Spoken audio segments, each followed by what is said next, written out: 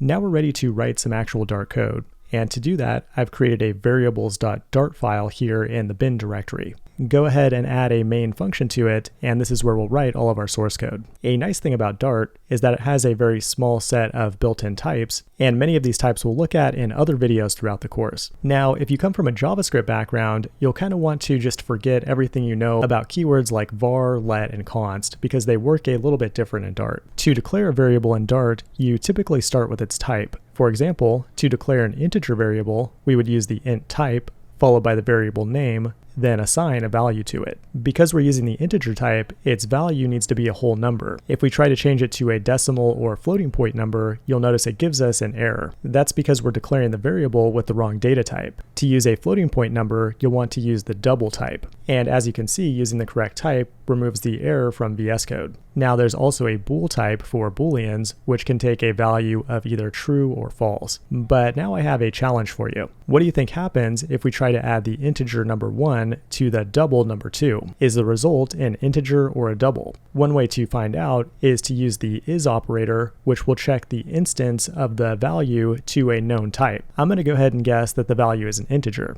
But there's actually another way we might check the runtime type. If you remember in the intro, I said that everything in Dart is an object, and that means we can take this number and check its runtime type, and that'll print out an actual string of its type. Let's go ahead and open up the console and run this code. To do that, I'll use the dart run command, but this time point it to this particular file, which is the variables.dart file. For the first line, it prints out false because the result is not an integer. It's actually a double, which we can verify by looking at the second line, which prints out double. So if you're ever not sure what the type of a variable is, you can use the is operator or runtime type to help you out there. Another common type that you'll use often is the string type. Notice how the string type is capitalized, unlike the number types we just looked at. A string value can be wrapped in single or double quotes, but you should generally prefer single quotes. When it comes to strings, there's one really important technique that you'll want to know called string interpolation, and basically it allows you to insert a variable or expression into the new string that's being created. If you want to insert a variable into a string, simply add a $sign followed by the variable name after it. Dart will automatically insert the value of that variable into the string.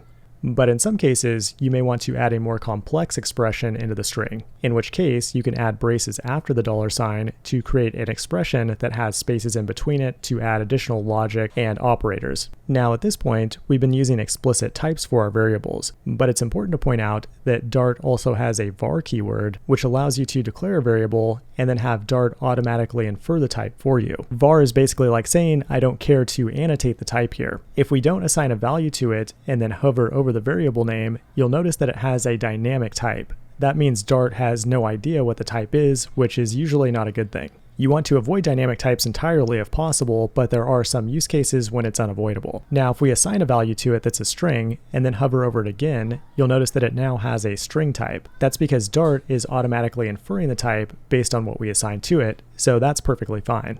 The other important thing to note here is that whenever you declare a variable, it's automatically reassignable by default.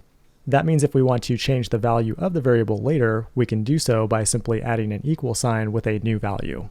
But what if you have a variable that shouldn't be reassigned after it's first initialized? Dart has a final keyword that you can put in front of your variable, and that tells the compiler that that variable should never be reassigned in the code. It's always a good idea to mark your variables as final if they're not supposed to be reassigned. It makes your code more explicit for other developers who might accidentally reassign a variable that they're not supposed to. Most variables are in fact final, so you'll see that keyword used very often in Dart codebases. But there is one potentially better alternative to final called const. At first glance, it appears to do the same thing, but it creates an immutable compile time constant. What that means is that the value must be known at compile time, and by marking it as a const, you can improve the performance of your code. If we have a variable that's just a static number, we can go ahead and define it as const. But if we have a number that's based on some other variable that is created at runtime, then we can't use const. It's generally a good idea to use const over final when possible, but it's not something you want to worry about too much when you're first learning Dart and Flutter. A much more important concept is null safety, which we'll look at in the next video.